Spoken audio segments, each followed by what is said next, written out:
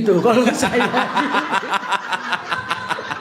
Udah biasa aja Bu. Ya. Iya, biasa makanya aja, nggak ngerti apaan itu fil umbrik. Udah, Sip. Kang Abu, mangga. Ibu mau lanjut lagi? Enggak. Kirain mau lanjut. Aduh. Ya, ini tema hari ini kita adalah jomblo-jomblo second ya. Oke. Baik. A'udzubillahi minasyaitonirrajim. Bismillahirrahmanirrahim. Robbi a'udzubika min hamazati sayatin wa a'udzubika robbi ayahdurun. Robbi shrahli sadri wa yassirli amri wahlul 'uqdatam min lisani yafqahu qawli. Assalamualaikum warahmatullahi wabarakatuh. Alhamdulillahirabbil alamin. Segala puja-puji milik Allah Subhanahu wa taala yang atas rahmat karunia kasih sayangnya. Alhamdulillah, ibu-ibu yang dirahmati oleh Allah. Pada siang pagi menuju siang hari ini kita dikumpulkan lagi di tempat yang mulia ini. Pertama-tama kita terima kasih kepada Sahibul Bait yang menyediakan tempatnya untuk kita bersilaturahim, untuk kita belajar. Jadi kita boleh tepuk tangan dulu dong buat Sahibul Bait, hatur nuhun. Terima kasih. Ya, kita dapat makan siang gitu ya. Jadi yang niat kesini sebenarnya yang belajar amat juga enggak, kayaknya nebeng makan siang aja sih gitu. Nggak apa-apa ya. Oke, salawat serta salam juga kita lupakan, kita sampaikan kepada seluruh nabi dan rasul, wabil khusus baginda besar kita Rasulullah Muhammad Shallallahu Alaihi Wasallam, kepada para sahabat-sahabatnya, tabiin, pemuka-pemuka agama, wali-wali Allah, pejuang-pejuang bangsa dan senantiasa sampai kepada kita sampai akhir zaman. Amin, amin ya Allah ya Rabbal Alamin. Ibu-ibu sehat semuanya? Alhamdulillah. Udah sarapan ya? Clear? Aman ya? Aman. Sip. Yang penting kalau perutnya kenyang tuh lebih tenang gitu ya. Lebih santai, lebih tenang, itu yang paling penting. Baik, sebelum kita mulai, kayaknya kita hening dulu sejenak. Kita bisa menikmati makan, menikmati nafas, menikmati semua. Karena kita dilahirkan, dan dilahirkan ini nggak mungkin kalau nggak ada orang tua kita. Jadi saya rasa kita doa sebentar untuk ibu bapak kita.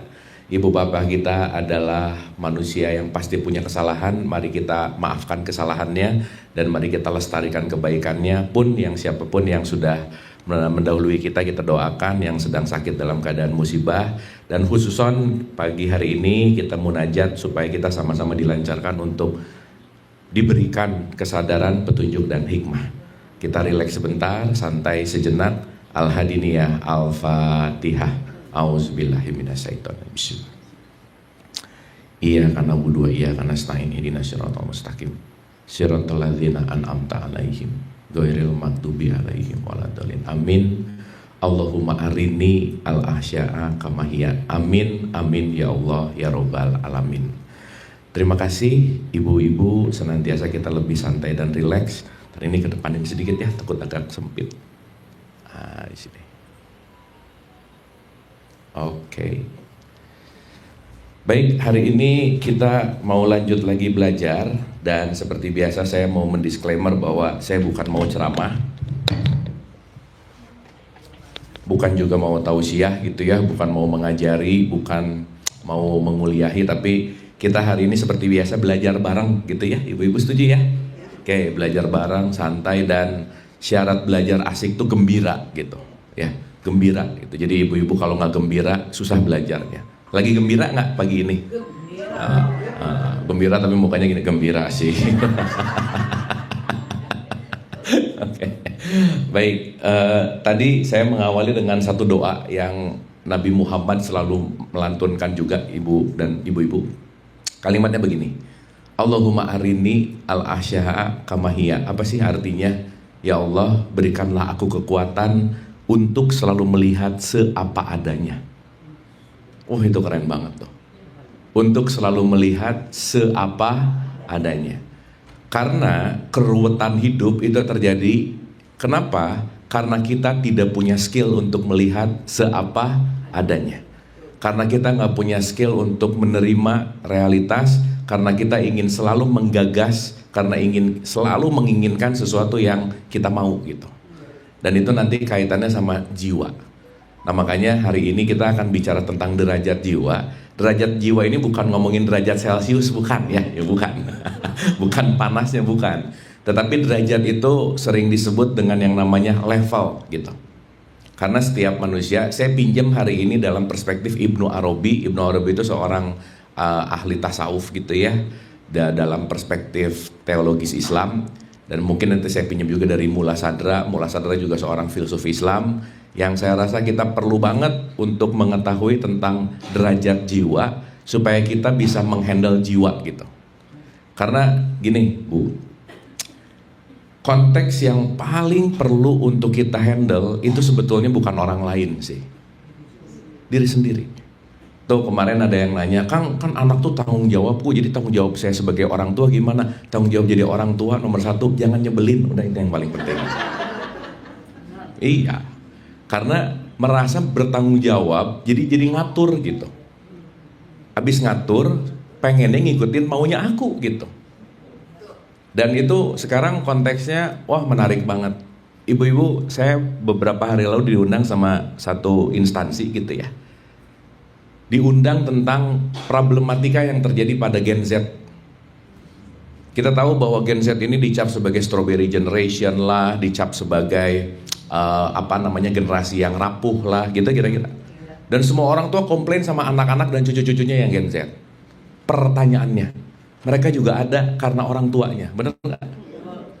Dan lebih dalam lagi, ternyata begitu masuk ke level psikologis, yang perlu mendapatkan terapi ternyata bukan anak-anaknya, tapi ibu bapaknya. Ternyata. Nah jadi maksud saya, kenapa saya awali dulu pakai ini? Karena pada akhirnya perspektif dalam konteks yang namanya hidup, apalagi kita bicara dalam konteks yang namanya teologis Islam, tidak bisa lepas dari konteks perannya yang namanya nafs. Apa Bu? Nafs. Pernah dengar nggak nafs? Nah, ada nafs yang level rendah jadi su, makanya disebut nafsu. Pernah dengar? Kamu jangan nafsu dong, gitu kira-kira. Nah, nafs itu pakai perspektif bahasa kita ini sering disebut dengan yang namanya jiwa. Ya, jadi kaitannya selalu dengan apa yang namanya jiwa. Makanya man arafah nafsa, kalau kamu kenal jiwamu, fakot arafah robbah, kamu akan mengenal robmu. Rob itu sering disebut Tuhan atau Allah gitu. Padahal nanti kita akan ngerti, Rob itu intinya adalah hukum hidup. Karena nanti Allah itu akan melakukan semua sistem kehidupan itu dengan hukumnya kan. Bu, Allah ngurus kita satu-satu nggak? Satu-satu diurus, ibu A, ibu B diurus, gitu nggak kira-kira? Gini. Lampu merah se-Jakarta Raya, tiap lampu merah ada polisi yang cetak-cetek merah, kuning, hijau, ada nggak? Enggak. Jadi diaturnya satu-satu atau pakai sistem? Nah gitu. Kan masa Allah ngurus satu-satu, diurusin satu, kan nggak gitu.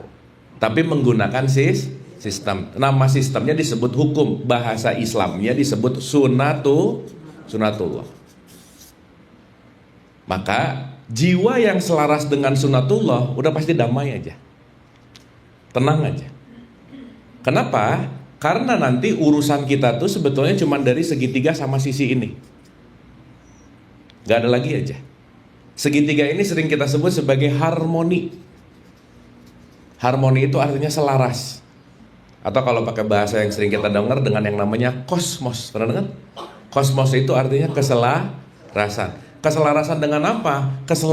Keselarasan dengan Tuhan, God, sesama, dan alam semesta. Jadi kalau kita bicara dalam konteks level tertinggi dalam perspektif ajaran Islam, makanya sering disebut rahmatan lil alamin. Berarti kalau lil alamin meliputi alam nggak kira-kira? Iya.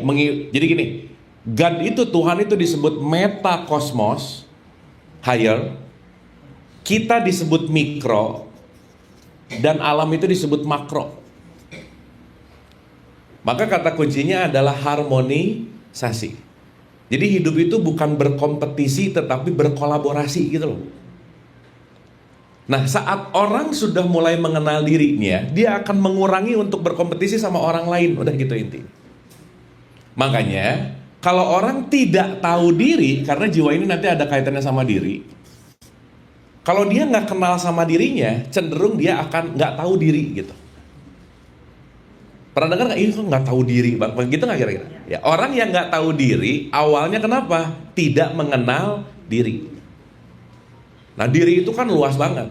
Nah, salah satu yang akan kita pelajari hari ini adalah diri kita bagian dari semua pemicu konteks kehidupan itu adanya di dalam software yang namanya jiwa. Oke? Duh, diam-diam gini, ibu-ibu oke ini? Oke, ini kayaknya langsung nyerap gitu ya, gitu. Iya, lama-lama saya ngomong sendiri ini ya. Dapat ya? Karena maaf banget nih, di dalam pendidikan tradisi Islam di Indonesia, itu hal-hal pemahaman ini tuh tidak diperkenalkan sejak dini, Bu. Maka anak langsung disuruh udah sholat atau belum, puasa atau enggak. Tapi orang tua tuh rada-rada gak peduli juga, ini jiwanya anak tuh tenang gak. Dia lebih memikirkan yang penting dia rajin sholat 5 waktu, mau jiwanya tenang atau enggak, gak peduli gitu. Impactnya tuh kadang-kadang nggak menjadi tujuan dan sasaran. Kenapa? Karena yang udah mindset masuknya itu adalah sholat 5 waktu, rajin ke masjid, hataman, religius gitu. Padahal Bu, maaf ya, orang yang religius jiwanya belum tentu tenang. Belum tentu. Orang yang rajin sholat belum tentu jiwanya damai. Belum tentu. Sok saya mau nanya, mungkin nggak ada orang rajin sholat tapi korupsi? Bisa nggak? Saya nanyanya bisa bukan banyak. Ada bisa nggak bisa udah gitu. Nah yang bahaya abis ngomong banyak mikirnya orang lain lagi bisa, oh dia banget gitu. Nah pokoknya kalau pelajaran mikirnya orang lain itu ciri-ciri sakit enggak gitu.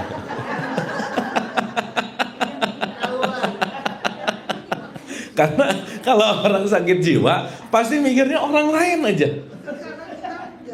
Enggak.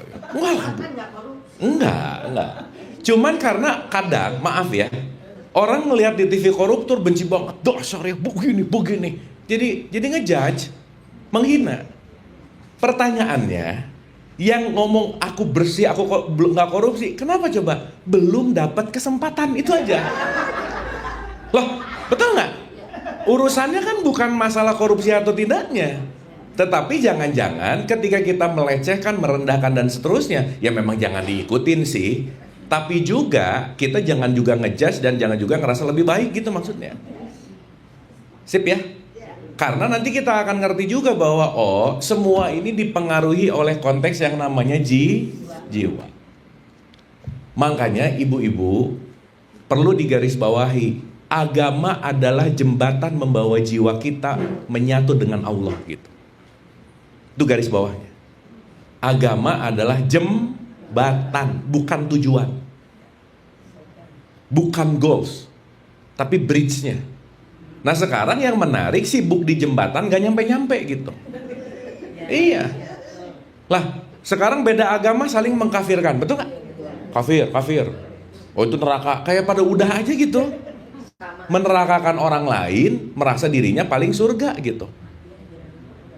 Gak usah jauh-jauh beda agama, seagama aja. Yang gini sama yang gini atahiyatnya berantem, salah. Iya, ngerasa bener lagi. Allahu Akbar begitu ruku, mas kurang 2 derajat rukunya, 2 derajat diributin. Terus dalihnya emang di awal sekedar mengingatkan, saya banget ya, nggak asik gitu. Kenapa?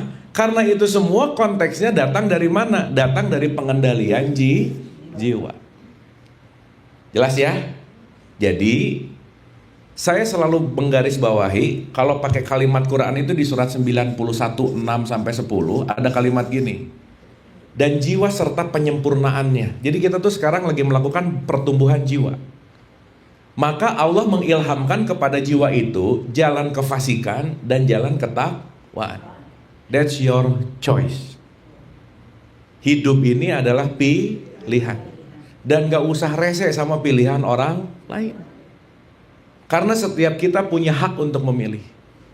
Saat kita gak terlalu sibuk sama orang lain, gak rese sama keyakinan orang lain, nah jiwa mulai rada sembuh. Berarti kalau kita mau kembali kepada Rob, contoh lagi ya, satu lagi.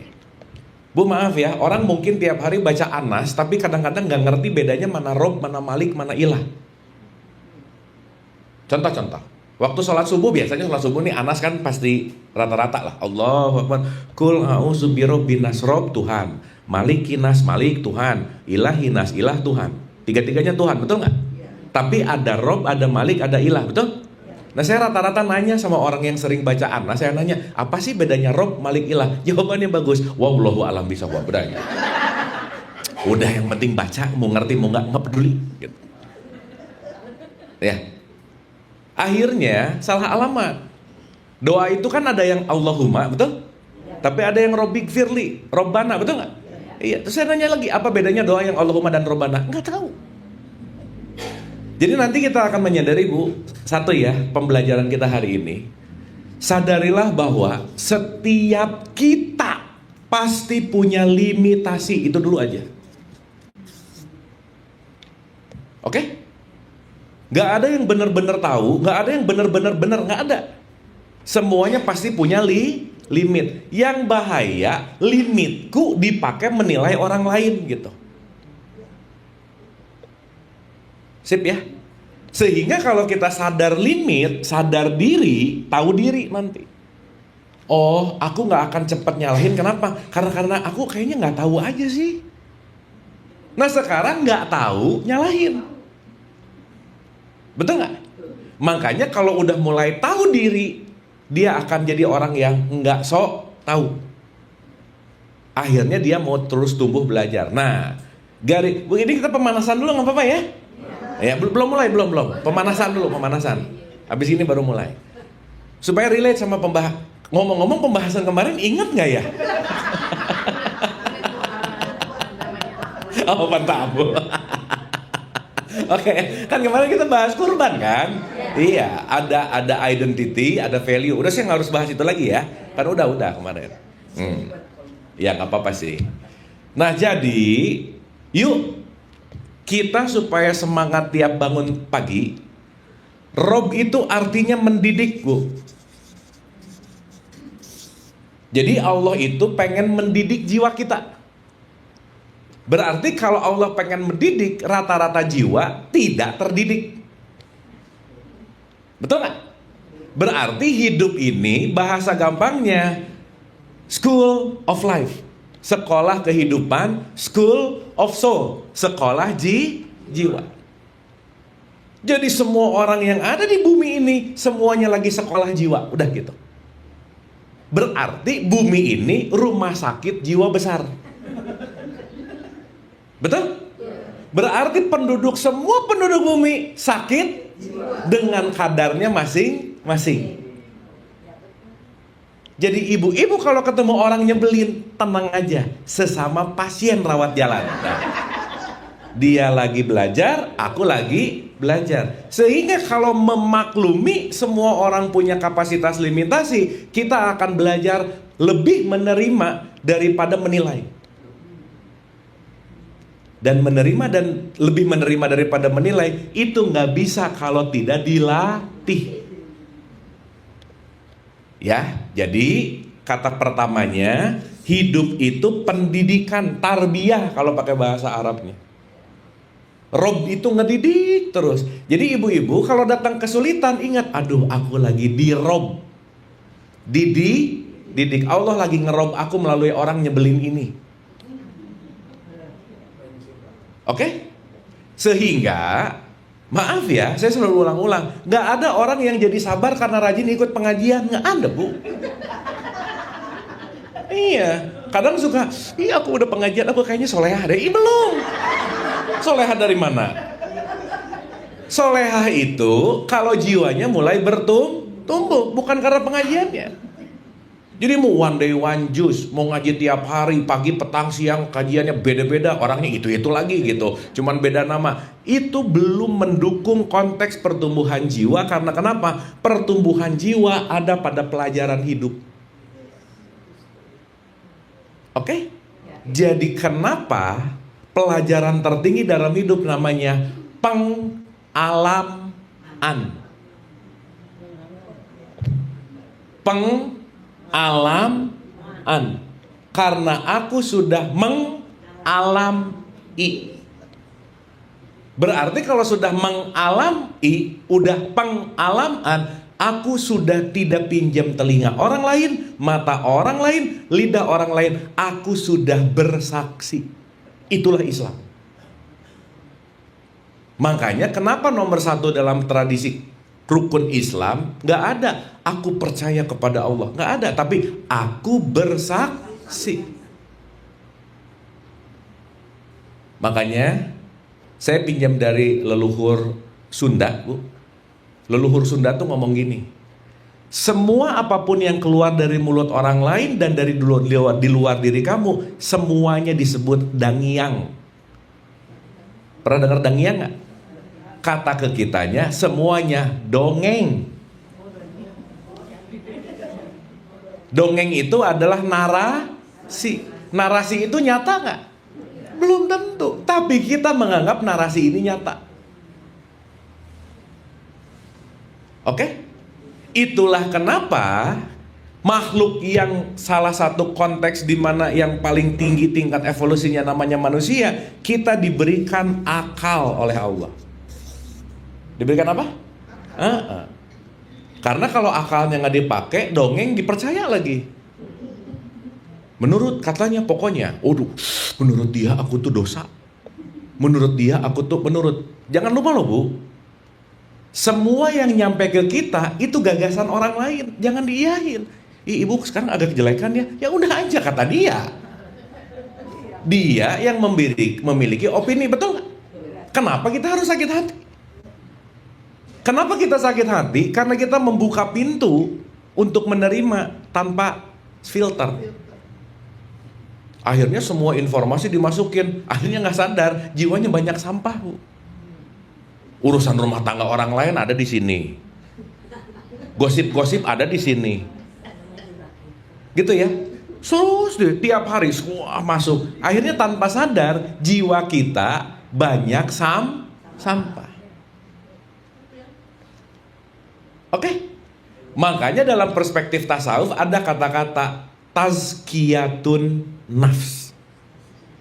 Tazkiyah itu artinya membersihkan jiwa. Kalau mandi bersihin badan, kalau wudhu membersihkan jiwa. Jadi kalau sholat urusan badan, urusan jiwa. Dua-duanya kan ada gerakannya. Betul nggak? Sehingga kalau orang sibuk di gerakannya aja, jiwanya jadi nggak tumbuh. Makanya jangan heran sholat rajin, gosip jalan. Sholat rajin, korupsi jalan. Kenapa? Karena ibadahnya, ritualnya tidak menumbuhkan jiwa. Oke, Bu? Clear ya? Nanti jadi ngerti, oh ya Allah, kenapa aku tuh perlu sholat, kenapa aku tuh perlu puasa. Sebetulnya bukan harus. Karena sarana-sarana itu yang sudah dibikin dalam tradisi Islam untuk membuat jiwa kita semakin bertumbuh. Jadi sholatnya itu bukan karena paksaan, bukan. Tapi karena I need it. Bu, beda nggak orang melakukan karena harus, didorong ketakutan, sama aku perlu? Beda nggak? Beda. Ibu-ibu datang ke sini harus atau perlu? Perlu apa? Oh, belajar sih. Ya, keperluan macam-macam ya. Paham ya? Maka kita bisa duduk dengan santai, relax, happy. Kenapa? Nggak ada kepentingan. Nggak ada intensi gitu. Karena datang ke sininya bukan dipaksa. So, kalau ibu-ibu dipaksa ngaji, datang dengan terpaksa, datang sih, tapi nggak enjoy gitu inti. Nah, di pendidikan agama sekarang, pendekatan-pendekatan ini nggak dipakai. Yang dipakai kalau kamu nggak sholat, neraka. Mungkin untuk level-level TKSD oke lah. Tapi kalau sekarang kita melakukan karena takut, berarti sholatnya aja jiwanya nggak kebuka gitu loh, Bu, Pak. Jiwanya tuh nggak open gitu, nggak kebuka dalam artian, gimana mau jiwa kebuka ya lagi sholat Allahu Akbar, rokaat 2, rokaat 3 ya, nah. Rokaat aja lupa. Betul nggak? Sekarang saya tanya, kalau orang lupa, kira-kira serius nggak? Enggak. Berarti kalau yang sering lupa, sholatnya serius nggak?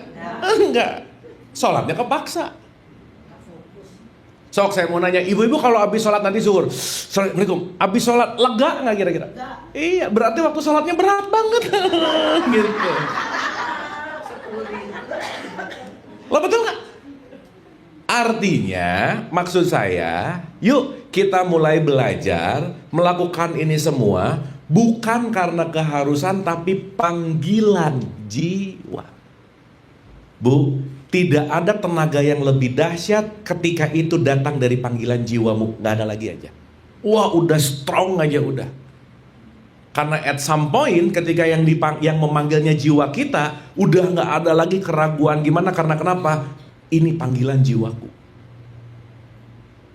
Maka maaf ya, azan itu kan bukan panggilan sholat sebenarnya. Memanggil jiwa. Jadi sholatnya itu terpanggil. So, kita jujur-jujuran. Ibu-ibu sholat terpanggil atau rada-rada kepaksa? Yang mana?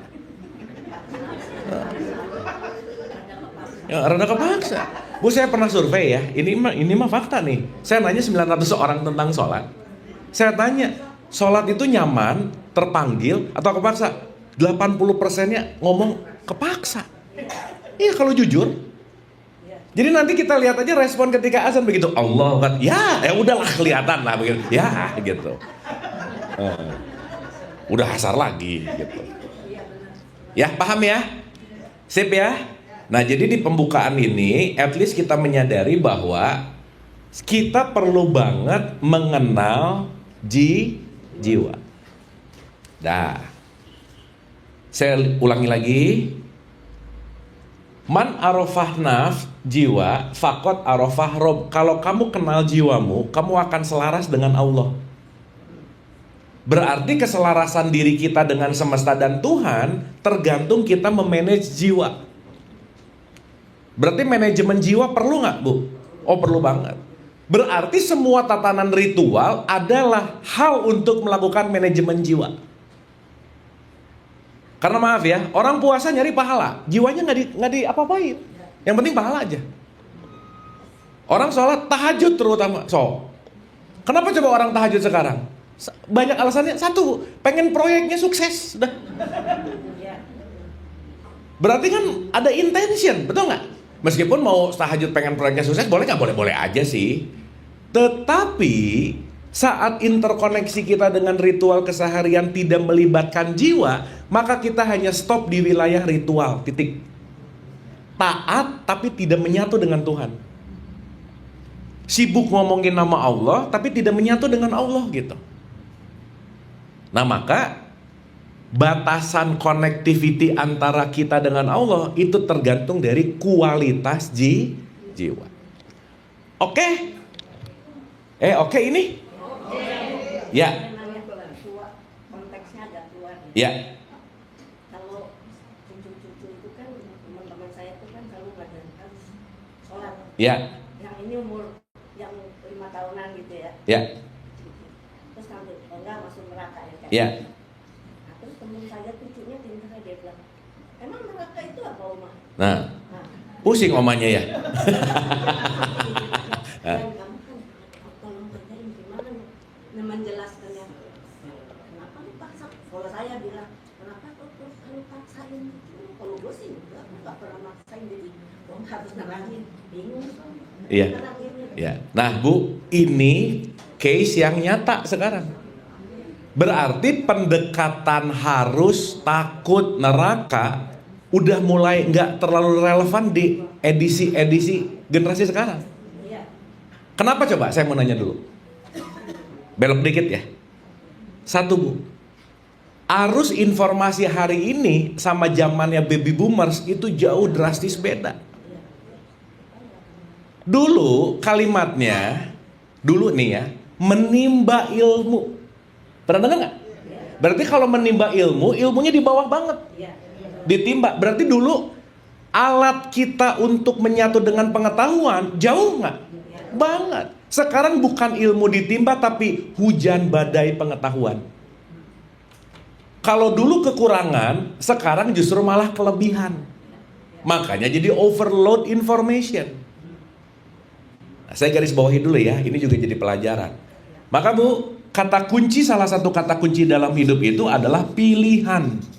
Contoh, jangan salah Bu, orang bisa menderita karena pilihannya dikit. Ya itu lagi, bisa menderita.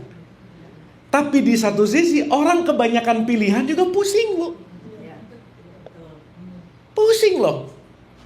Jadi over ini nanti disebut sebagai choice paralysis. Ketika pilihan melebihi dari seharusnya, maka saking banyaknya jadi pusing. Contoh aja, ibu-ibu kalau diundang ke resepsi nikahan, pilihan makanannya cuma ada 2 menu, langsung pelit banget sih nih yang ngundang gitu.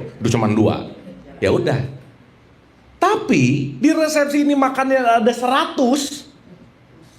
Pusing juga. Mulai dari mana ya? Ini oke, ini oke, ini oke. Akhirnya kehabisan waktu milih tapi nggak ngapa-ngapain gitu. Betul nggak? Sehingga gap generation itu terjadi karena sekarang pilihannya semakin banyak, waktu memilihnya semakin instan. Berarti pertanyaannya antara nenek, orang tua sama cucu, tiga-tiganya harus adaptasi berubah nggak kira-kira? Sementara kebanyakan pengen anak sama cucunya doang yang berubah, ininya kagak gitu. Iya. Tapi memang alamnya begitu sih Bu, maaf ya. Kira-kira usia udah 50-60 ke atas emang susah berubah sih. Udah aja. Bukan gak bisa, tapi susah. Kenapa? Jiwanya udah rada-rada mengerak gitu. Gitu. Iya. Berarti semuanya penting untuk bagaimana membuat jiwa kita ini, nanti pakai bahasanya, dinamis. Oke? Clear ya? Makanya saya happy banget ibu-ibu. Ini kan 40-an ada 50-an.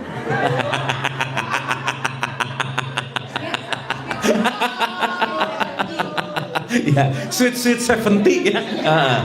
Kebayang gak, Sweet 70 masih belajar ini gini tuh semangat. Itu top banget loh. Tepuk tangan lu dong. Lah kebayang gak, umur-umur 17 salah. Umur-umur 70 masih pengen tahu mahiyat, masih pengen tahu mawujud, masih pengen tahu wahdatul wujud. Kan top banget. Bukan saking bodohnya sih, saking pengen berubah. Betul gak? Kenapa pengen berubah coba? Saking menderita sebenarnya. Oh iya, Bu jangan lupa ya, tidak ada orang berubah karena idenya.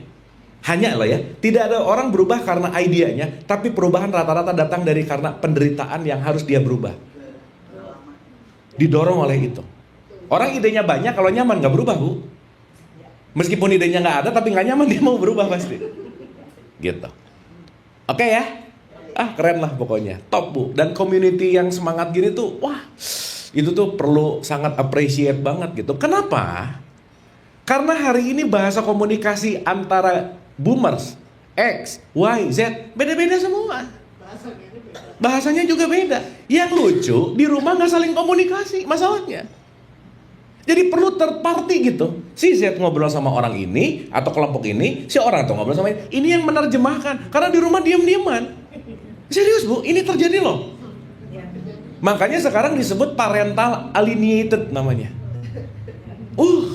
Tapi itu kita nggak bahas itu sih hari ini ya. Nah, tapi itu FYI, for your information aja gitu. Nah nanti kita akan ngerti pertanyaan tadi gitu.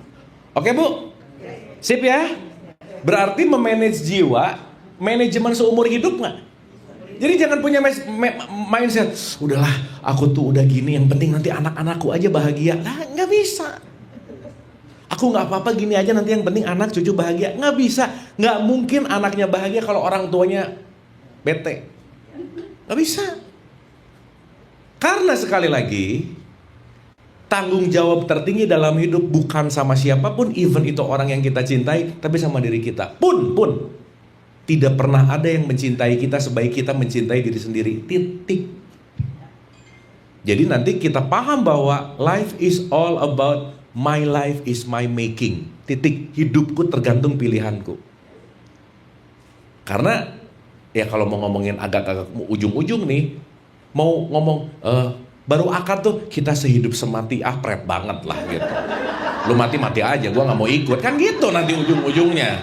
Sendiri-sendiri juga gitu. Betul nggak? Itu kan bahasa-bahasa lagi di hijack sama hormon aja sih gitu. Karena pada akhirnya kita semua akan bertanggung jawab masing-masing nggak, Bu? Masih begitu. Sehidup semati itu lu mati, gua lu mati. Iya bisa sih. Ya, sip ya. Oke, bismillah ya. Kita mulai, bismillah. Nah, supaya nanti kita ngerti gitu, Bu, bahwa oh sholat itu kaitan sama jiwa. Oh kurban tuh jiwa. Oh umroh jiwa. Oh haji jiwa. Gitu loh. Interkoneksinya tuh ke soul gitu. Karena kalau sholat tanpa jiwa jadi olahraga. Haji tanpa jiwa pariwisata. Puasa tanpa jiwa diet. Ya udah puasa nggak kurus-kurus lagi. Ya. Berarti segala bentuk ritual yang akan jadi ibadah kalau jiwanya ditempelin di situ gitu. Ya. Clear ya? Oke. Nah, sekarang kita perlu ngerti dulu mekanismenya, Bu. Udah kita agak dalam dikit nggak apa-apa ya? Pelan-pelan. Karena kalau kan ada tipikal yang cuman scuba diving di atas-atas aja tuh. Nah kita nyelam beneran nih. Iya.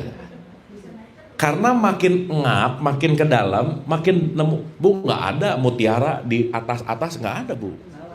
Mutiara itu selalu ada di dasar. Makanya saya selalu ngomong, wah kan saya banyak, Bu, saya pernah diundang, Kang, kita pengajian udah 26 tahun, bus, aku tahu. Ya udah, ibu-ibu kita belajar dari TK ya, iya. Begitu diajarin ke TK, lupa, Bu. Kenapa? Rata-rata ngaji main bahasa langit terus, lupa membumi gitu. Jadi kita sekarang lagi back to basic gitu, nggak apa-apa ya? Oke. Karena kalau fundamentalnya oke, semuanya oke. Ntar ini kenapa mati ya? Ntar, Bu. Cek. Teman-teman online saya masih oke kah?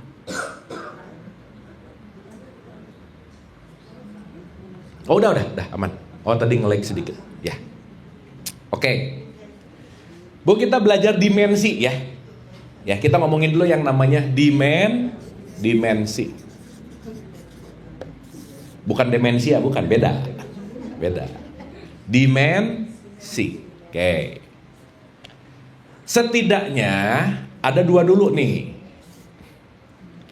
Dimensi yang tertangkap oleh panca indera itu namanya fisik. Yang kedua, dimensi yang tidak tertangkap oleh panca indera namanya non fisik. Oke? Nah, saya pinjam bahasa Qur'annya nih di surat 57 ayat 3. Huwal awal wal akhir, dialah yang awal, dialah yang akhir. Dialah yang zohir, dialah yang batin. Jadi kalau ada kita ngelihat panca indera namanya zohir. Tapi melampaui panca indera namanya batin. Nah, kenapa di Al-Baqarah awal langsung ngegas ngomongin ini? Openingnya Quran. Di surat 1 itu kan Al-Fatihah ya, Bu. Masuk ke Al-Baqarah langsung alif lam mim zalikal kitabu la raiba fi hudalil muttaqin. Saya nanya, takwa itu urusan zohir atau batin?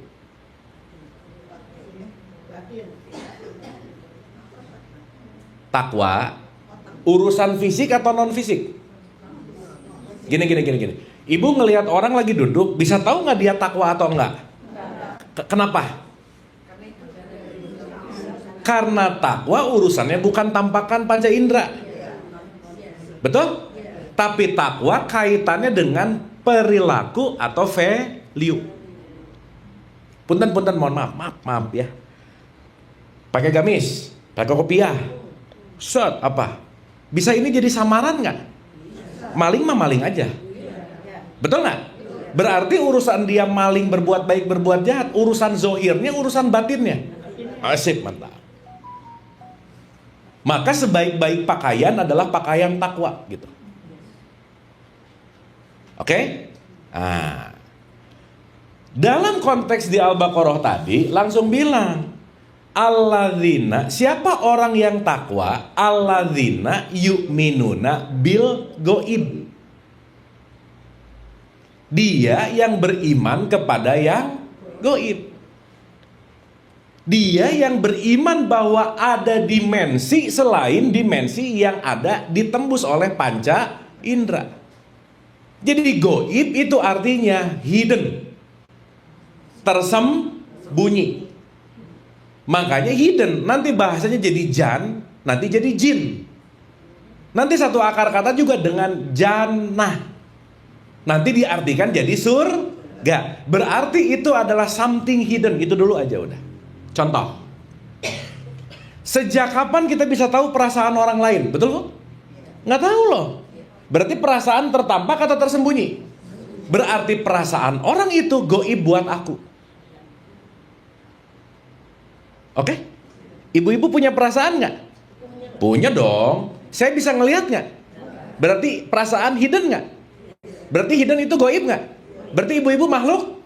Nah gitu.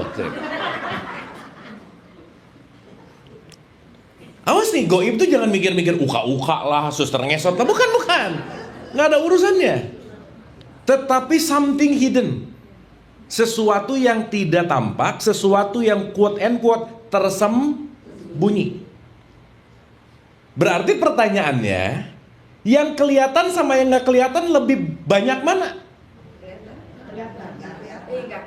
Iya dong. Ibu pernah ngelihat jantungnya sendiri nggak? Usus? Sel-selnya? Enggak. Otaknya? Enggak. Apalagi? Paham ya? Berarti something, sesuatu yang hidden itu pasti lebih besar daripada sesuatu yang tampak.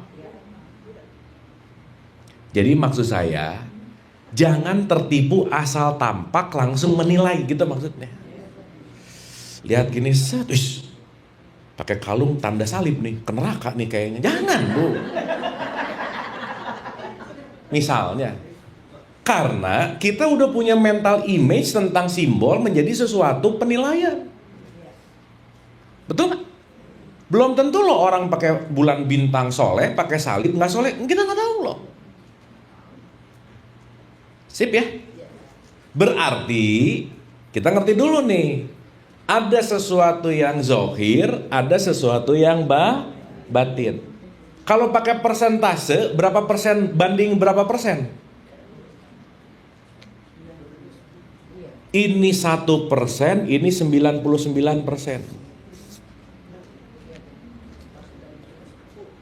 Clear ya? Berarti penilaian kita sama siapapun, ingat kadarnya cuma 1%. Dengan perbandingan ini, simply Bu, tidak punya kekuasaan kita untuk menilai orang lain. Terlalu banyak yang kita nggak tahu. Oke, sampai sini? Clear ya? Maka salah satu orang yang jiwanya lumayan rada udah sembuh, jarang menilai orang lain. Lumayan itu.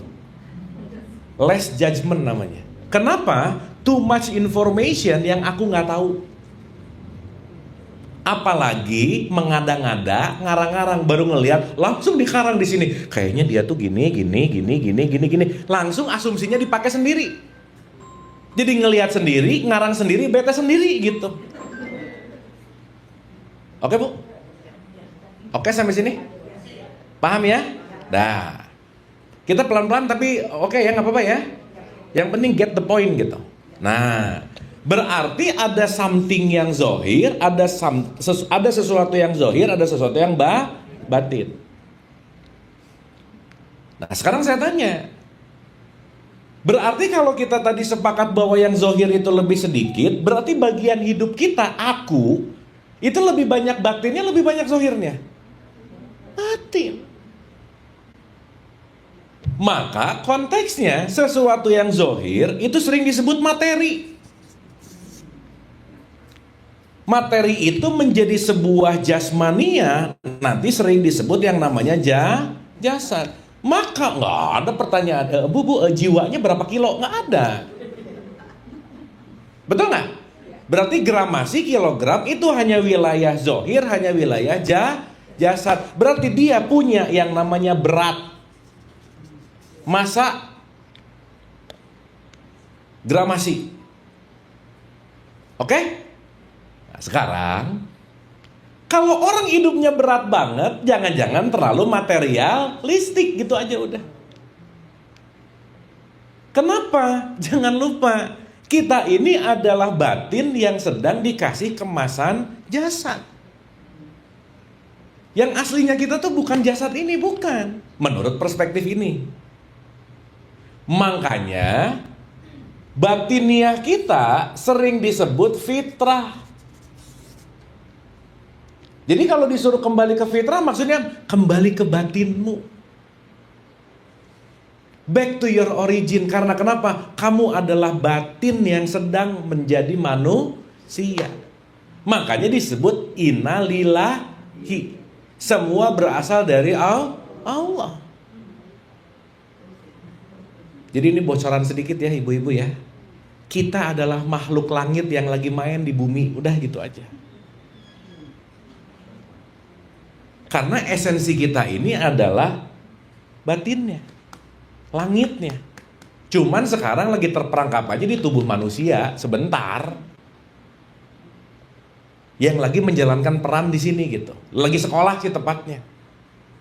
Kenapa? Inilah sekolah terbaik dalam kehidupan, namanya sekolah jiwa tuh ya di sini. Makanya dikasih tempat nih, casing. Ibu-ibu maaf ya, yang pengen sekolah ke bumi banyak banget. Cuman nggak kebagian wadah. Ini yang udah dapat wadah, dikasih sekolah, ngeluh lagi. Aneh sih sebenarnya. Yang ngantri tuh banyak banget loh. Makanya nanti di Quran disebut, nikmat Tuhan kamu mana yang kamu dustakan. Udah dikasih wadahnya, dikasih kurikulumnya, ngeluh lagi. Kalau kita ngerti bahwa yang gak kebagian tempat untuk masuk ke sekolah ini adalah banyak banget, kita akan bersyukur dalam hidup gitu loh Bu. Awasnya bersyukur tuh bukan, kamu tuh harus syukur karena lihat tetangga makannya cuma nasi, kita udah pakai McD gitu. Itu mah bukan syukur, namanya menghina ya. Oke Bu. Aduh diem gini, oke ini paham ya? Jadi ibu-ibu ini makhluk apa sebenarnya? Langit. Nah gitu. Tapi yang ngerti ini banyak atau dikit? Dikit. Jadi pulang dari sini nggak usah aneh-aneh. Begitu ketemu teman arisan, tahu nggak? Aku tuh sebenarnya kan dari langit. Nggak usah, udah biasa aja. Jangan aneh-aneh ya. Iya, aku tuh kan sebenarnya dari langit. Cuman lagi arisan aja bentar ke sini gitu. Jangan ya. Sip ya. Supaya kita punya kesadaran bahwa the essential self kita itu bukan tubuh ini. Ingat, tubuh ini expired. Jadi kalau kemarin kan ada Sunda Empire, kalau ini namanya Sunda expired. Nah, ini expired nih. Konteksnya pasti akan mengalami perubahan. Oke Bu? Sip ya? Berarti pertanyaan saya, ada nggak bagian diri kita yang nggak berubah? Ada nggak dimensi diri kita yang nggak berubah? Ih, katanya oke tadi. Kan wilayah ini berubah, wilayah ini enggak. Oke? Nah, ya pelan-pelan nih. Supaya nanti, ibu pernah dengar kata-kata la ilaha illallah, pernah nggak? Iya. La ilaha, gitu ya. Tapi kalau nggak ngerti urusan ini, itu cuma jadi bunyi-bunyi aja. Kan ada kalimat ya, kalau orang meninggal dalam la ilaha illallah, aman. Pertanyaannya kan bukan masalah nyebut la ilaha illallah, bukan. Tapi jiwanya, dia memang hanya memilih Allah gitu. Maka di ending hidup dia la ilaha illallah, bukan pas ending dia langsung la ilaha illallah, bukan. Tapi dia melatih setiap saat, maka waktu mati yang dia latih yang akan terjadi gitu kira-kira. Jadi gak bisa nih di awal-awal pokoknya ilah, di ending udah mau mati la ilah, gak bisa Bu. Semua proses ending itu datang dari latihan. Oke? Sip ya? Dah. Sekarang kita belajar, Bu. Apa yang mau kita belajar? Belajar menyelidiki. Menyelidiki, paham ya? Apa ya bahasa padu-padannya ya? Inquiry, menyelidiki lah ya. Menyelidiki itu mengobserve, mengkontemplasi diri. Dah, kita bedain aja dulu. Karena Bu, saat kita punya banyak waktu menyelidiki diri, hidup kita pasti lebih bahagia. Kenapa? Karena saat menyelidiki, kita akan sangat aman dari menilai. Karena nanti kita ngerti, orang yang tidak atau yang jarang menyelidiki diri, saya langsung straight to the point aja. Dia pasti hidup dikontrol oleh habits atau kebiasaan, gitu kira-kira. Paham ya? Kebiasaan yang sudah diulang-ulang menjadi karakter. Karakter menjadi diri kita. Makanya ibu-ibu jangan heran begitu habis pengajian pengennya mah berubah, pengen, betul nggak? Tapi susah banget. Kenapa? Karena perubahan itu penting juga untuk melakukan yang namanya konteks di mana kebiasaan yang ikut dirubah, bukan hanya pemikirannya gitu. Contoh. Sampai sini oke, Ibu? Oke? Oke. Kalau pakai bahasa-bahasa yang sekarang menyelidiki diri tuh ngaji rasa. Ngaji rosok. Introspeksi. Muhasabah. Muhasabah tuh asal kata dari hisab. Hisab itu menilai artinya. Jadi awas loh, muhasabah tuh bukan acara rame-rame nangis bareng. Bukan. Bukan. Menghisab diri itu I know, saya tahu apa yang perlu saya rubah, itu namanya muhasabah. Jadi Bu maaf ya, kalau kita beres pengajian nggak tahu yang dirubah, berarti kurang sukses pengajiannya. Kenapa? Gimana mau tahu ada yang dirubah, orang pengajiannya ngedongeng mulu. Ini itu, udah pulang, udah aja. Jadi dia nambah dongeng, tapi tidak menambah masuk untuk menyelidiki gitu. Makanya kenapa dari awal saya banyak nanya pertanyaan. Tanpa sadar ibu-ibu dari tadi saya ngomong awal, ibu lagi ngobrol sama dirinya sendiri. Karena mau gak mau Bu, orang yang paling sering kita ajak ngobrol sehari-hari siapa sih? Diri sendiri. Maka self-talkku menentukan kualitas diri. Maka kalau orang sering self-talknya jelek, dikit-dikit jelek, dikit-dikit, kita tuh lagi ngelatih diri jelek gitu loh Bu. Oke? Sip. Ibu merasa dari tadi self-talk gak? Ngobrol gak? Sip, mantap. Seenggaknya begitu ibu ngobrol tadi, wah urusan-urusan yang masa depan, masa lalu gak terlalu kepikiran gitu. Gak mikirin nanti gimana, aduh ini gimana. Kita hari ini lagi bebas dari masa depan, masa lalu. Kenapa? Karena saya lagi ngajak ngobrol ke dalam, sedikit saya tanya, balik lagi. Lumayan, kalau kita lumayan lama di saat ini, kita lagi membebaskan diri kita dari penderitaan gitu loh. Kan gak ada yang menderita sekarang. Betul gak? Kenapa coba? Gak dipikirin masalahnya. Berarti masalah itu ada kalau dipikirin. Kalau gak ada gak? Enggak.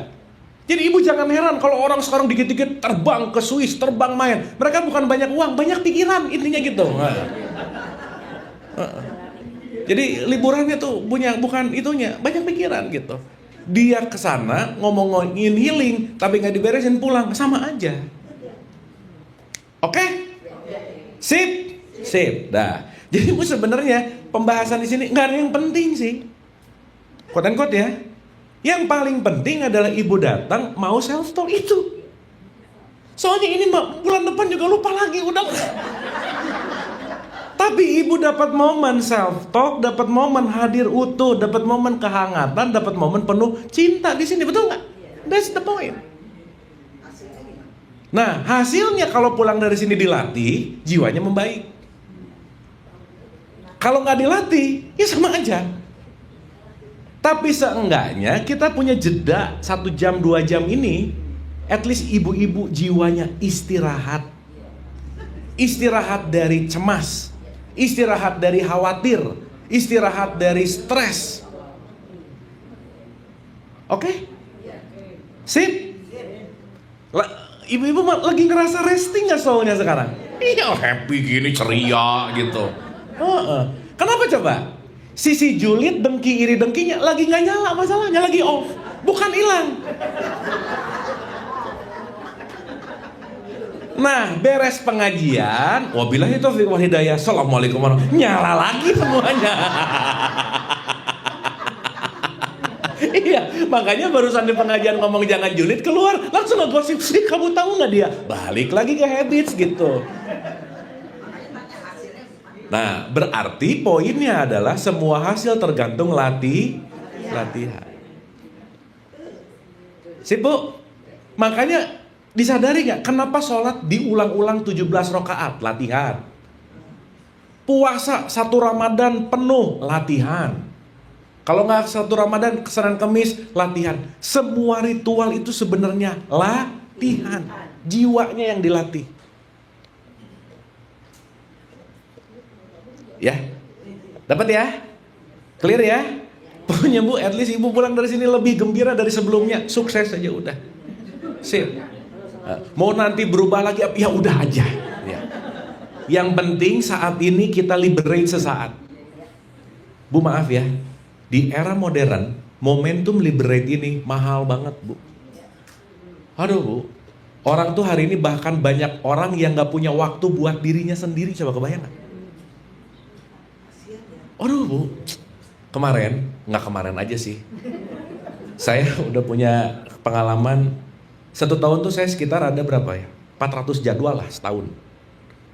Researchnya itu sekitar 200-an jadwal gitu. Berarti saya udah bisa ketemu orang 1 tahun bisa ribuan lah. Kebayang gak Bu? Setiap saya nanya nih sama teman-teman yang seminar, saya tanya gini. Teman-teman, siapa orang yang paling berharga dalam hidupmu? Yang jawab dirinya itu cuma 1%. Rata-rata ibunya, bapaknya, anaknya, kembarannya. Meskipun yang jawab pasangan juga dikit sih, nggak jarang ya. Siapa yang pasangan? Wah jarang banget lah udah gitu. Jadi nomor 1 yang paling jarang diri sendiri, yang 2 pasangan. Bu kebayang nggak? Kalau saya tanya siapa yang paling berharga, yang pop up di pikirannya aja orang lain, berarti dirinya hilang. Ini kalau ditanya satu-satu gitu juga sih kayaknya. Siapa sih yang paling precious? Ini. Lah, kok nggak jawab diri? Baru nyadar loh. Iya ya. Kok saya nggak ngejawab diri saya ya? Salah satu, ini bahasanya gini, alienated itu artinya teralienasi. Salah satu orang yang teralienasi dengan jiwanya, dia lupa untuk caring self, Bu.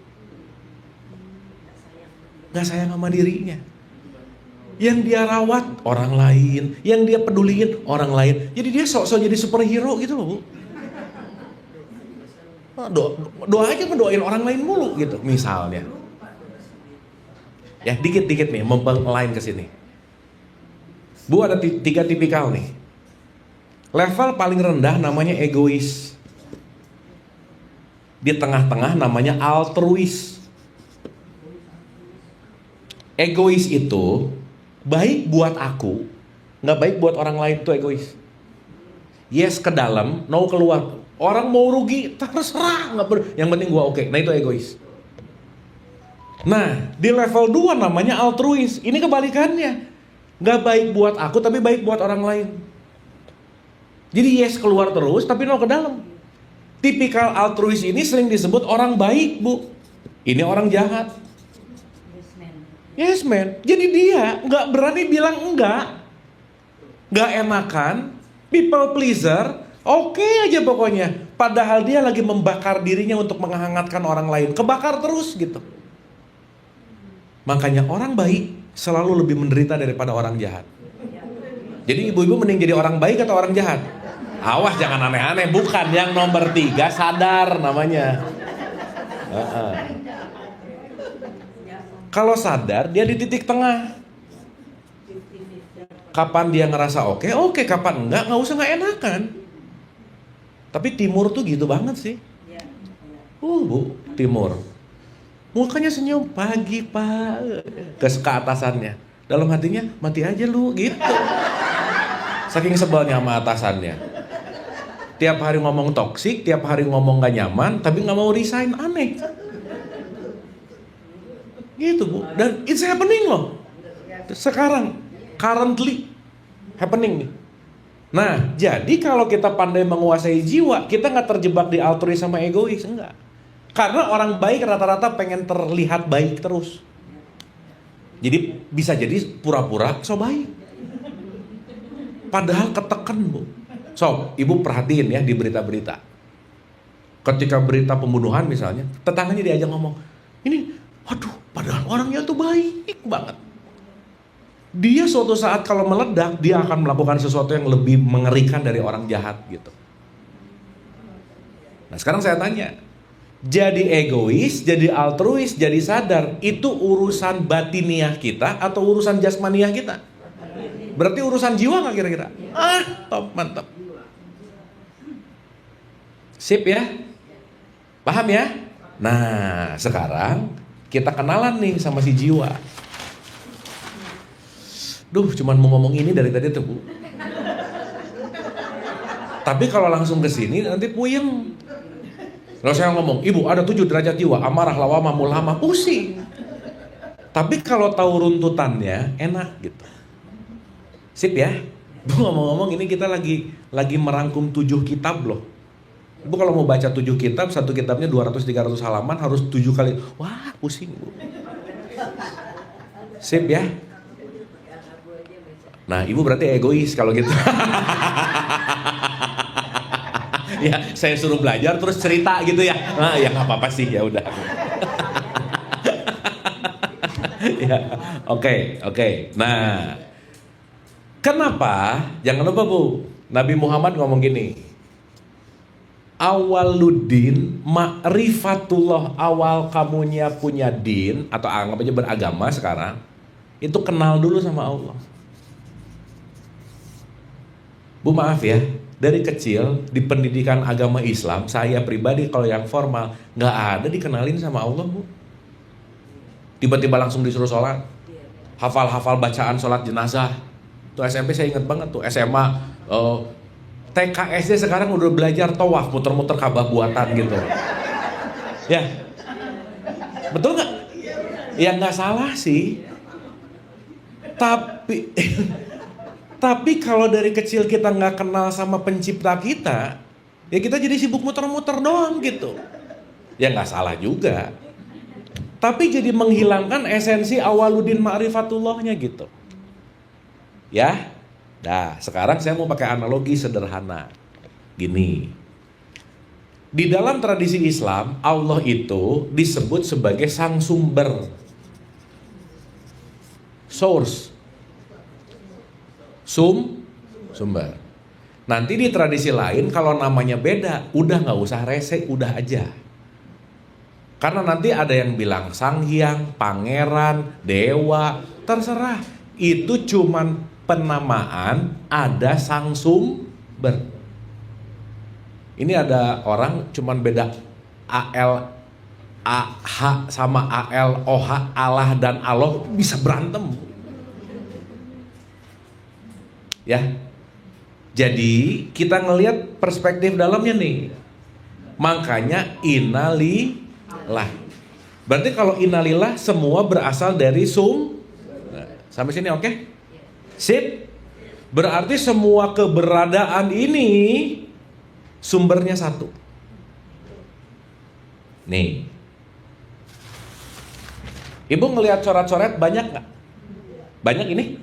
Sumbernya dari mana? Dari sini. Enggak, dari spidol. Spidol yang sama akan menciptakan ribuan coretan. Paham? Nah, ini saya mau ngomongin dimensi nih. Bagi 2 ya, ibu-ibu ya. Ada dimensi resolusi tinggi, ada dimensi resolusi rendah. Ibu motret pakai Nokia jadul, bunganya, patungnya sama pakai iPhone terbaru, tingkat ketajamannya beda nggak kira-kira? Padahal patungnya sama nggak kira-kira? Jadi nanti ngerti Bu, pohonnya tetap pohon yang sama, burung terbangnya tetap burung terbang yang sama, gunungnya tetap gunung yang sama, tapi resolusinya lebih tinggi. Ngelihat gunung itu udah menggunakan kesadaran terbaik, kita bisa nangis dan bersyukur loh. Kita bisa menyatu dengan itu. Dua orang ngelihat gunung yang sama, yang satu pakai resolusi tinggi, yang satu pakai resolusi rendah. Yang satu cuma ngelihat, oh itu gunung. Tapi yang satu dia punya different kind of point of view gitu. Paham Bu? Oke? Nah, begitu juga jiwa. Kalau jiwanya di resolusi rendah, yang dia lihat begitu datang, tasnya merek apa ya? Nah udah rendah aja. Ini bajunya merek apa nih? Yang dia lihat tampilan, sosok, bentuk. Itu resolusi rendah. Tapi ketika ngelihat siapapun, oh dia dan saya sumbernya sama. Karena di dalam dia dan di dalam saya, sumbernya itu juga. Mau dia manggilnya A, mau aku manggilnya B, kita sama satu sumber. Disepakati sumber yang sama itu disebut sesama manusia. Paham Bu? Sekarang saya mau nanya. Kalau orang di resolusi tinggi ngelihat sumber yang sama, kira-kira akan banyak pertentangan, perdebatan dan berantem nggak kira-kira? Kenapa? Karena dia ngelihat sumber dan dia tidak terlalu sibuk dengan perbedaan. Dia melihat persamaannya. Sip? Nah, di resolusi rendah yang disibukin bedanya. Dia gitu, aku gini. Dia makin berjarak tuh, berjarak. Maka orang di resolusi rendah, maaf nih, dia akan sibuk dengan tulisannya, tapi dia lupa bahwa semua tulisan datang dari spidol yang sama. Paham Bu? Sip ya? Jadi manusia resolusi tinggi dengan jiwa yang resolusinya tinggi, dia akan ngelihat siapapun, mau dia pakai salib kek, mau dia pakai daster kek, mau dia pakai terserah, yang aku lihat manusianya. Tapi resolusi rendah yang aku lihat identitasnya, dasar orang anaknya. Oh udah, anak bapaknya dibawa-bawa gitu. Bu, kenapa sih kita perlu untuk memaafkan? Saat kita tidak memaafkan, kita akan makin sempit hidupnya Bu.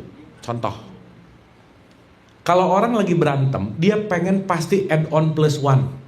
Itu salah satu rumus. Contohnya gini, dia ngomong satu binatang, pengen ngebalas satu kebun binatang gitu loh Bu. Betul gak? Iya. Makin sempit gak? Makin. Dia ngebalas lagi, dibalas lagi. Nanti kita akan sibuk sama sesuatu yang gak relevan. Jadi benci sama bapaknya, dasar anaknya, bapaknya dibawa-bawa. Betul gak? Gak puas sama bapaknya, dasar orang Bandung, se-Bandung orang Bandung kayak gini, se-Bandung dibawa-bawa coba. Orang Bandung tuh ya, gitulah. Dia mengeneral semua orang Bandung gara-gara dia benci sama orang yang emang lahirnya di Bandung. Jadi lebih sempit gak hidupnya? Sekolahnya di ITB lagi, lah ITB dibenci-benci. Anak ITB itu ya, si ITB dibenci Bu. Pusing pasti gitu. Betul gak? Maka orang-orang yang di resolusi rendah pasti sempit hidupnya. Kenapa? Dia tidak melihat oneness-nya, kesatuannya, tapi dia melihat partikelnya gitu. Oke, sampai sini? Clear? Nah cuman 98% yang kita udah latih keseharian, karena kita terlalu aktif menggunakan panca indera, jadi secara otomatis 0,5 nanosecond begitu ngelihat langsung menilai. 0,5 nanosecond loh, langsung. Iya serius Bu. So ibu-ibu rasain nih, lagi jalan ke mall, lagi pengajian, lagi arisan, begitu ngelihat ada orang atasannya biru, bawahnya putih, ininya kuning, langsung ini pelangi mau kemana ya gitu. Ini bendera mau digerek kemana ya gitu. Itu tuh kejulidan itu tuh mendarah daging gitu loh. Refleks. Jadi pasti yang dilihatnya yang jeleknya dulu gitu. Kulitnya gini, nilai gitu. Dan itu tanpa disadari. Oke Bu? Sip ya? Nah maka dari pemahaman ini, kalau orang ngelihat spidolnya, kalau orang ngelihat sumbernya, kalau orang ngelihat semua sumbernya satu, dia levelnya namanya tauhid. Pernah dengar kata tauhid nggak? Tauhid itu dasar kata dari ahad. Ahad itu artinya esa. Esa itu artinya bukan menyatu. Ini beda.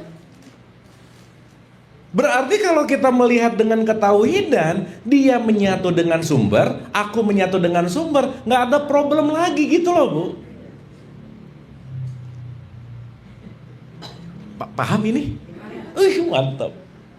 Top Bu. Kalau sama yang cerdas-cerdas ngobrol makin cepet paham gitu.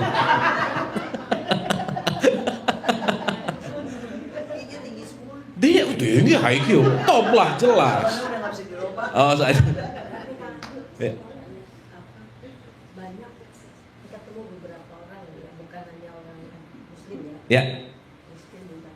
Kita beranggapan kalau kita beda agama itu Tuhannya beda. Tuhannya beda, iya.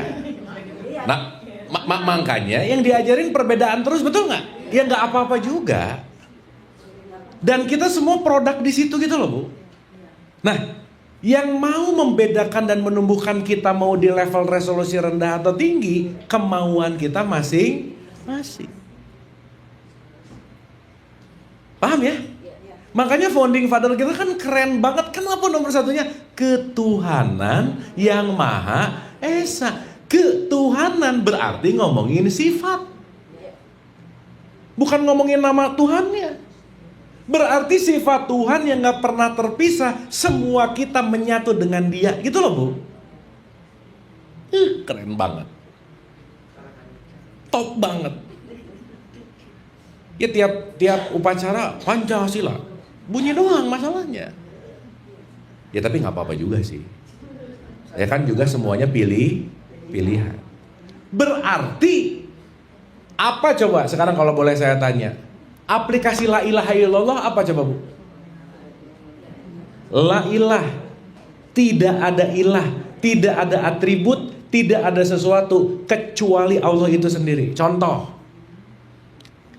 Identitas atribut bukan? Merek tas. Garis keturunan. Jabatan. Gelar. Jadi saya sudah tidak la ilah, la bukan namanya, la bukan gelarnya, la bukan statusnya, la. Aku hanya melihat Allah di situ. Damai nggak Bu kalau gitu? Tapi yang ngerti ini kan 1% aja, nggak apa-apa. Tadi Ibu bilang, lah Bu, satu pakai merah, satu pakai putih, beda warna bisa berantem. Kalau lagi pemilu sih, bisa berantem. Betul nggak? Berarti kata kuncinya, sorry to say, saat kita sibuk dengan ilah, tapi jangan-jangan lupa sama Allahnya gitu loh. Sip? Makanya kita disuruh rahmatan lil muslimin atau lil alamin? Alamin. Sekarang saya tanya, ya nih, Bu ini nggak apa-apa ya kita bagi 2-3 pertemuan, nggak apa-apa ya? Nggak apa-apa karena kalau langsung saya cepetin tiba-tiba gini nanti. Ya. Kenapa? Ya. Oh. Ya kita doa sebentar ya. Boleh diumumin dulu Ibu siapa mungkin? Sini kini. Yuk. Dia tahu. Gue udah Coba. Ini Kang Ben Haryo Hima. Dia selalu di Oh iya, oke. Ibu-ibu, kita ada berita duka. Putra ya berarti? Putranya Ibu Tuti baru saja, Tuti Sunarti baru saja pass away, wafat. Kita hening sejenak boleh? Boleh ya, kita ber-Al-Fatihah sebentar. Ya, kita relax sebentar. Al-Hadiniyah, Al-Fatihah. Auzubillah. Alhamdulillahirabbil alamin. Ar-Rahmanir-Rahim. Maliki yaumiddin. Iyyaka na'budu wa iyyaka nasta'in. Ihdinas siratal mustaqim. Siratal ladzina an'amta 'alaihim. Ghairil maghdubi 'alaihim waladdallin.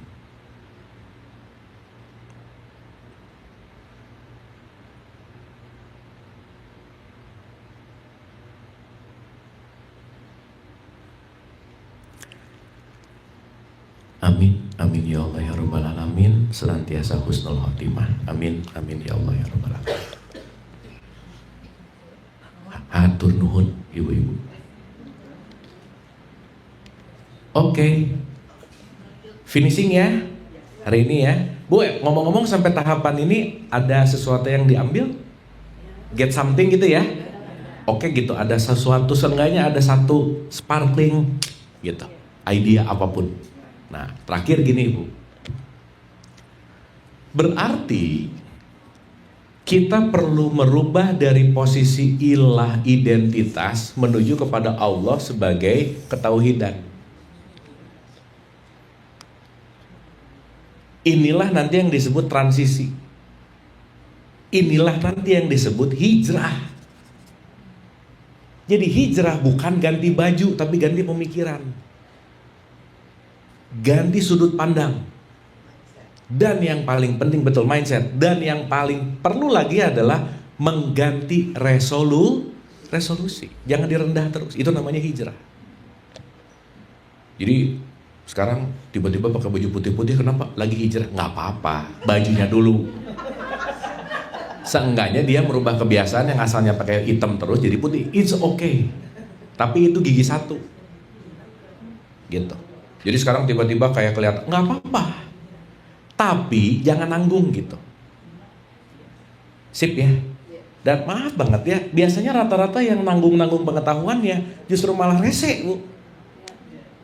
Jadi nyalahin, nggak apa-apa. Itu fase. Makanya dalam teori psikologi ada yang disebut Dunning-Kruger effect, Bu. Orang yang tahu dikit akan jauh ngerasa lebih tahu daripada orang yang tahu banyak gitu. That's okay. Gitu ya. Makanya orang yang kosong itu cenderung berisik, Bu. Serius. Nih ya. Ini kalau kosong, saya buka, dipencet, gitu nggak? Jadi kosong pasti berisik. Udah gitu. Makanya kalau konten berisi, itu pasti lebih calming. Tapi fenomenanya memang Dunning-Kruger effect tuh gini, Bu. Memang gini dulu, peak. Sok Ibu lihat orang-orang yang awal-awal, ya ini saya ngomong pakai data penelitian ya. Yang baru tahu bahwa dia akan euforia dengan itu. Tiba-tiba berhenti ini, berhenti itu, nggak boleh. Wah, gitu aja. That's okay. Itu adalah tahapan perjalanan jiwa. Ya, wah saya tuh banyak banget debat curhat. Ini teman dulu saya tuh udah jadi nggak asik sekarang. Kenapa? Tiba-tiba nggak mau dengar musik gitu misalnya. Iya. Terus yang menarik lagi ngajak temennya jangan denger musik juga gitu. Padahal urusan apapun konteksnya tergantung nyaman. Ingat ya Bu, kita semua melakukan karena nyaman dan kenyamanan kita nggak sama. Jangan mengganggu kenyamanan siapa-siapa gitu. Sip ya. Makanya sekarang ada anekdot, Bu. Ada hal yang lebih bahaya dari pergaulan. Salah gaul. Salah ngaji lebih bahaya ya sekarang. Quote and quote ya. Gitu. Nah tapi setiap orang pasti punya jalannya masing-masing, udah aja. Kita juga nggak harus ngejudge. Karena kenapa? Begitu lagi shot, oke. Di situ tahapannya. gitu. Karena nanti dia perlu kulminasi ke bawah, nanti naik lagi, dan Kruger efek pasti terjadi gitu. Tapi kalau nggak pernah sampai at the end, nggak pernah tercerahkan gimana? Oh, nggak apa-apa, urusan dia. Ya maksudnya semua orang kan punya jalan ya. Ada di sini terus boleh nggak? Boleh. Karena sekali lagi konteks yang namanya enlightenment itu urusan masing-masing. Clear? Oke? Terakhir ya, ini spill buat next nih. Jadi Bu, kalau kita ngerti bahwa kita ini makhluk langit, maka diri sejati kita adalah percikannya Allah itu sendiri. Namanya ruh. Ruh, pernah dengar? Iya, ruh. Roh, sama lah. Ruh. Spirit. Kan ada tuh. Makanya kalau di tetangga disebut Holy Spirit, Roh Kudus, ya kan? Tetangga kita. Teman-teman Kristiani kalau ngomongin roh ini kan Roh Kudus kan? Ya makanya ada Bapa, Roh Kudus, sama Anak. Nah, nanti kita ngerti itu. Ini langsung, tar dulu. Dikit-dikit, mulai. Tar dulu, tenang. Ingat limitasi tadi gitu. Ya. Nah, yang menarik, ketika kita sadar bahwa kita adalah percikannya, kita tahu bahwa percikan ini tertutup oleh yang namanya program jiwa. Nah, nanti yang bermasalah tuh programnya. Kenapa coba Bu? Karena ruh langsung datang dari pusat, tapi jiwa dibentuk oleh lingkungan. Kita nih mau gak mau dipahat oleh lingkungan loh. Mematung jadi gini. Dan yang menarik, dipaksa, dipahat sama pemahatnya, ngikutin maunya pemahat. Dan pemahat ulung itu namanya siapa? Orang tua. Orang tua kan sibuk mahat anaknya, tok. Udah, jadi sesuai dengan harapannya. Padahal boleh jadi pahatan orang tua nggak cocok sama benih anaknya. Betul nggak? So, nggak usah jauh-jauh. Kita beragama Islam ditempelin atau milih sendiri? Ya udah. Tiba-tiba, Abu kamu Islam ya? Siapa yang milih? Marah ibu saya. Gitu. Pokoknya kamu nama Tuhannya Allah, nama Nabinya Muhammad lah. Ditempelin gitu. Makanya rata-rata tiba-tiba Islam gak belajar Islam. Tapi ngerasa paling Islami. Makanya kadang-kadang orang yang pindah server nih, dia belajar dulu, lebih ngerti. Justru yang dari lahir Islam belajar sama orang yang baru Islam gitu. Bisa begitu nggak kira-kira? Iya, udah sih, mantap. Nah nanti kita ngerti ternyata yang Islam bukan urusan zohirnya gitu. Tapi Islam itu urusan jiwa. Oke Bu? Terakhir ya. Satu aja, saya mau kasih PR. Ini PR nih. PR. Ya, PR. Kalau jiwa kita banyak gejolak, maka Allah tidak tampak. Paham? Contoh. Jadi supaya Allah di mana ya? Jangan gitu lagi, jangan. Contoh. Ibu pernah ngelihat gunung, di sininya ada sungai, dia terproyeksi. Oke? Gunung terproyeksi di proyektor atau diproyeksi di gambar gunung. Clear? Proyeksi ini identiknya sama gunungnya. Sekarang saya tanya, apa yang membuat proyeksinya gunung identik? Karena sungainya tenang. Kalau sungainya gini, gambarnya bakal gini nih. Betul? Berarti PR-nya, kalau kita mau meng-Allah, belajarlah menenangkan jiwa. Dah. Karena saat jiwa yang tenanglah, dia hadir. Ya, sulit sih. Tapi kalau nggak dilatih, nggak bisa. Tergantung latihan. Jadi maksud saya, mulai besok ibu-ibu kalau mau ngapa-ngapain tenang dulu. Diam dulu. Bagus sih sekarang kan ada kebiasaannya, ada apa-apa astagfirullah, tapi astagfirullah gitu. Beda ya. Itu mengegas astagfirullahnya. Nah, maksudnya berilah ruang sejenak supaya jiwanya tenang. Jangan reaktif.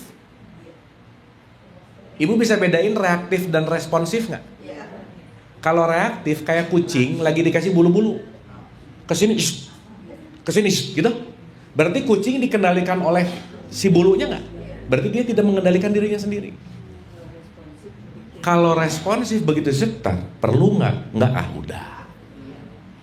Kalau responsif ngeliat gini, harus komen nggak? Bu ingat nggak semuanya harus kita komenin. Ini kan kadang-kadang harus ada aja di grup tuh harus ada namanya komen, gitu. Setor nama. Kalau responsif ada apa-apa, shh. Nah, oke. Nah, nanti kita belajar jiwa ini levelnya ada 7 Bu. Top tuh. Nah, masing-masing layer nanti kita pretelin. Jadi satu ya. PR kita ke bulan depan, belajarlah untuk dalam kondisi apapun pilihlah tenang. Tenang dulu, jangan rusuh. Jadi nggak ada, aku tuh emang keturunan rusuh. Enggak, tiap hari latihan rusuh, udah gitu aja. Ya. Nah, sekarang saya tanya, ini kuncinya yang kedua. Gimana supaya bisa belajar tenang all the time? All the time tuh gini Bu, gini ya.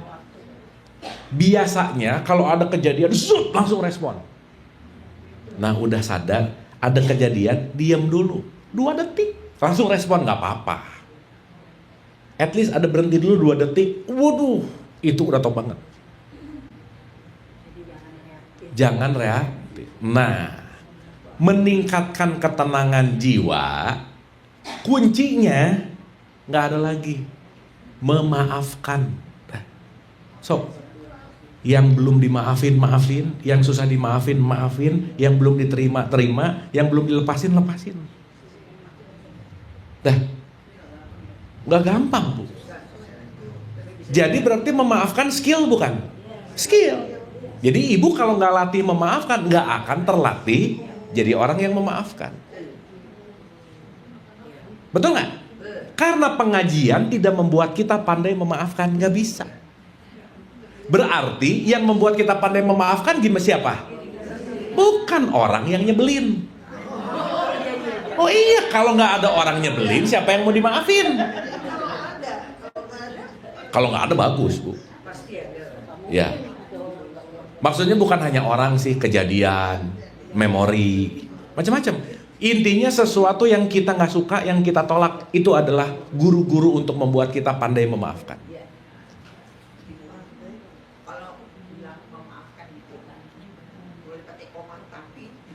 Nah itu namanya memaafkan. Ya boleh-boleh aja sih. Gini, saya maafin kamu ya, tapi aku gak mau lagi lihat muka kamu. Boleh-boleh aja. Itu mah terserah ibu-ibu aja. Ya, karena memang gak bisa langsung, gak bisa. Semuanya ongoing proses. Ingat Bu, memaafkan itu bukan melupakan. Bukan. Karena sesuatu yang udah masuk memori nggak bisa tapi memaafkan adalah mengingat tanpa emosi. Ibu kalau mau ngecek maaf ya, misalnya ibu sebel sama si A, coba ibu pikirin si A, kalau masih ada nah, tapi nanti kalau dilatih Z-nya voltasenya turun tuh. Dulunya sekarang biasa, tapi ada sih nggak apa-apa, tapi yang penting turun voltasenya gitu. Sip? Oke ya? Karena tidak memaafkan itu sumber penyakit psikosomatik, dan sumber penyakit psikosomatik urusannya ke tubuh fisik. Fix. Kalau mau memaafkan tapi saya nggak mau lagi dekat-dekat sama dia. Gak apa-apa Bu, gak apa-apa. Maksudnya karena kita menjaga ya. Betul. Nah, itu kan hak kita ya. Tapi harus ikhlas. Ya, balik lagi. Mengingat tanpa emosi. Pilihan. Kan kita menjarak sama orang yang kita nggak suka, boleh nggak? Boleh-boleh aja. Gitu. Tapi kalau udah top levelnya, mau ada mau nggak ngaruh. Kenapa Bu? Maaf nih contoh ya. Kalau kita di dalam perspektif latihan, misalkan kita benci banget sama orang ini, ingat recordingnya bukan di dia, di sini. Ini orang mau dikirim ke Pluto, Bu, udah jauh. Ya. Di sininya masih ada, kesuat-suat ingat, kesal juga nggak kira-kira? Berarti bukan urusan orangnya. Betul nggak? Regulasinya ada pada jiwa. Oke. Top deh. Alhamdulillah. Mangga Ibu. Kalau sunatullah, tadi kan Kang Abu bilang kita udah usia tua, susah untuk berubah. Iya. Sementara di Quran kan sunatullah bahwa usia semakin tua itu akan makin susah. Gimana kita menyadari manusia itu kalau yang kita baru belajar agama misalnya, tahu bahwa itu sunatullah, kamu seharusnya sudah lakukan itu sebelum jauh-jauh sebelum Ya, gini Bu. Tidak pernah ada masa dan waktu yang tidak tepat tuh nggak bisa. Semua akan tumbuh sesuai dengan waktunya. Semua akan mendapatkan giliran jatuh temponya. Udah Bu. Jadi Ibu nggak usah khawatir bahwa, aduh tahu gitu ya. Contoh, aduh tahu gitu ilmu ini tahu dari 30 tahun yang lalu. Ya nggak juga kali. Gitu. 30 tahun yang lalu kan masih party gitu. Nggak apa-apa. Nggak apa-apa. Yang rugi belajar gini mulu nggak pernah party, pusing juga Bu, rugi. Ibu enak party dulu baru begini, bener nggak? Party dapat, solehah dapat. Iya, dari kecil belajar gini mulu nggak pernah party, ya sesuai. Udah mending gitu Bu, udah nggak kok enjoy. Ya, karena sekali lagi selalu pasti ada jatuh tempo yang tepat. Jadi jangan, pokoknya nggak usah judgement aja Bu. Dah, apalagi ngejudge diri. Dah. Ya ngejudge diri itu maksudnya, aduh tuh gitu ya, nyesel. Iya. Feeling guilty, itu kan lagi judge self. Jangan Bu, udah aja. Jatuh tempo itu gini, kalau Ibu udah harus paham saat ini, Ibu bakal ketemu saat ini gitu. Bu maaf ya. Ini kita kalau ketemu 5-6 tahun yang lalu mungkin nggak nyambung ngomong gini, bener nggak? Iya. Karena Ibu nyari, saya nyari, belajar bareng, ketemu di titik tengah sekarang. Ini kan, aduh Bu, orkestrasi Allah yang indah banget gitu. Udah sesuai Skenario. Sama nggak sih kalau kita punya perasaan bahwa ini terjadi karena Allah meridhoi? Betul. Allah selalu meridhoi, tapi kalau kamunya nggak mau nggak bisa juga. Maksudnya kalau kita dapat Iya. jelekan gitu kan? Betul. Semua pasti kehendak Tuhan. Iya. Jadi kita legowo. Legowo. Betul. Tapi ada tapinya. Semua apapun yang namanya aksi tergantung reaksi, pun sebaliknya. Maka hidup ini konsekuensi. Jadi jangan gini nih, kamu hidupnya kenapa gitu-gitu aja? Jawabannya simpel, belum dapat hidayah. Ya. Terus ditanya, nyari nggak? Enggak, nunggu Allah ngasih hidayah. Ya nggak bisa. Harus dicari gitu. kebanyakan begitu orang. Iya, udah jangan ngomongin orang lah, udah ya. Udah. Mau orang lain gitu, mau urusan dia lah. Iya Gitu. betul. Iya Bu. Udah ngerti sih, tapi gimana ya? Ruh itu kan percikan Allah. Iya. Jiwa. Iya. Jiwa itu yang Aplikasi. ke diri kita. Iya. Jadi hubungannya ruh sama jiwa. Iya. Belum dibahas Bu, tenang aja. Udah. Itu nggak usah dipikirin dulu. Kan kita belum bahas. Belum dibahas. Belum. Tenang kan tadi janjinya pelan-pelan ya. Udah tenang. Ibu nanya sesuatu yang memang belum dibahas, tenang aja Bu. Nanti kita bahas ya. Tenang. Yang jelas sekarang latihan untuk apa tadi Bu? Nah, lupa nih. Tenang. Everything calming. Calm. Jangan. Dah. Rob sama apa? Ilah, kan belum juga Bu, belum. Tenang. Nanti. Oh, itu nanti lebih dalam. Gini ya simpelnya. Rob itu hukum Allah ilah itu adalah sesuatu yang kita tuhankan. Iya, contoh, orang bisa menuhankan uang nggak? Bisa, berarti ilahnya duit. Bisa nuhanin anaknya nggak? Bisa, berarti Tuhannya anak. Gitu. Makanya la ilah, jangan menuhankan apapun kecuali Allah. Kalau goib itu pengertian sebenarnya dari bahasa yang Ya, hidden. oke. Tapi kalau misalnya ini ya di undang-undang perkawinan, maaf dulu, ada enggak ya, katanya kalau ayahnya nggak ada, goib katanya. Betul. Bu, ya, istri saya sekarang goib. Lah, saya kan nggak ngelihat dia lagi di mana.